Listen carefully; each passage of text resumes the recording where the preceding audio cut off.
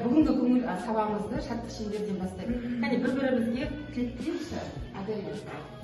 Сенің күндеріңе. Бүгінгі күнің жақсы өтсін.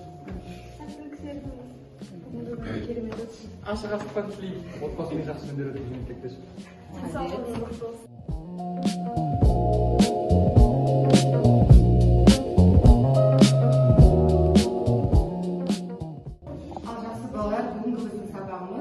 Мектеп оқушыларының электронды темекі мен газированный сусындарға көзқарасы қандай екенін білгім келіп тұр. Ержан, саған сұрақ қояйыншы бүгін. Энергетикалық сусынды пайдаланып көрдің ба? Пайдаланып көрдім. Қалай ойлайсың, денсаулыққа пайдалы ма, зиян ба?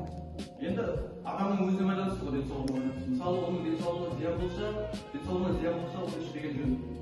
Айына бір рет ішкенде жөн. Тамақты қорытуға. Соңғы жылдары энергетикалық сусындар мен электронды темекілердің арасында тарау бүкіл әлемде, соның ішінде Қазақстан мектептерінде алынған көп Қазақстанның мектептерінде.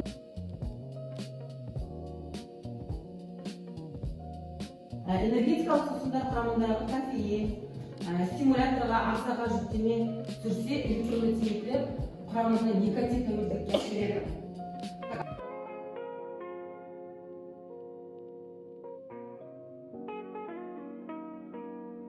Мысалы, үлкендерше әрекет ету, стрессті жеңілдету сияқты түсінікті жағымды иллюзия қалыптастырады. Бұл факторлар жасөспірімдерді қатты итермелейді.